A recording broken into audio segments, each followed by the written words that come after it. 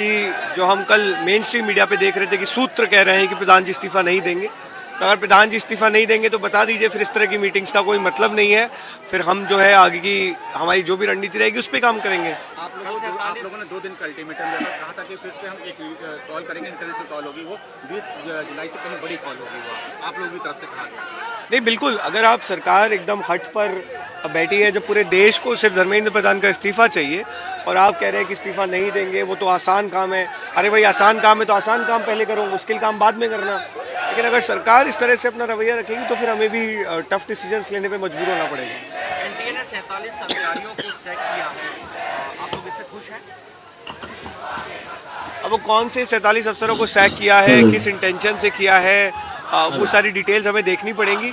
लेकिन हम अगेन जैसा कि बात कर रहे हैं, the ultimate accountability is with the education minister of this country, because he is directly responsible for all the paper leaks, all the students who committed suicide after NEET paper got leaked, तो उनको इस्तीफा देना पड़ेगा।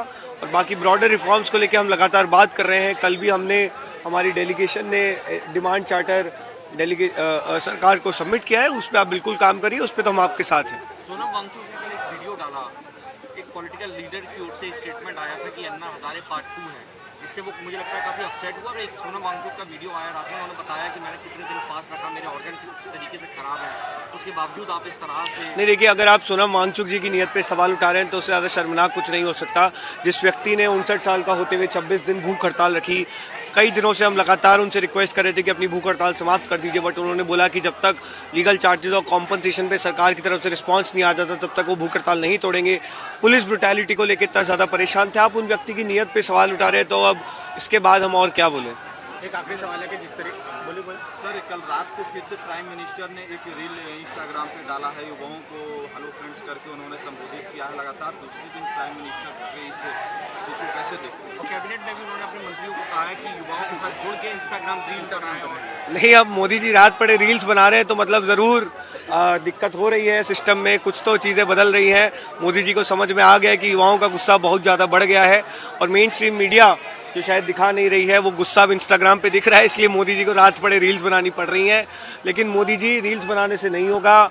जो आप strict action की बात कर रहे थे, वो स्ट्रिक्ट एक्शन लीजिए, और स्ट्रिक्टेस्ट एक्शन है धर्मेंद्र प्रधान का इस्तीफा, वो करिए। उसके बाद आप रील्स बनाइए, कोई दिक्कत नहीं है, हम भी आपकी रील्स शेयर करेंगे। एक और सवाल है कि आरएसएस चीफ मोहन भागवत ने कहा है कि सरकार को युवाओं से बात करनी चाहिए, जब तक संवाद नहीं होगा समाधान नहीं निकलेगा। अच्छा, अच्छी बात है, भागवत जी भी इतने दिनों बाद कुछ जागे हैं, कुछ बात कर रहे हैं। सरकार युवाओं से बात कर रही है, अभी करना शुरू की है।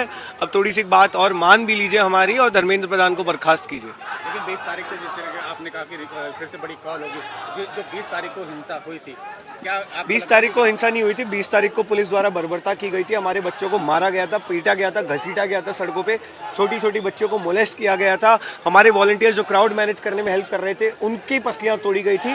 तो हिंसा कुछ नहीं हुई थी, बहुत शांत लोग हैं। आप अभी भी देखिए, जंतर मंतर भरा हुआ है 4 दिन से। एक हिंसा का आप मेरे को यहाँ पे इंस्टेंस बता दीजिए, शांति से यहाँ पे लोग बैठे हुए हैं। हाँ, अगला जो कॉल होगा उसमें दिल्ली पुलिस से हमें रिक्वेस्ट है कि please behave like professional police, गुंडों की तरह बिहेव मत कीजिएगा, और सब कुछ बहुत पीसफुल रहेगा। Thank you.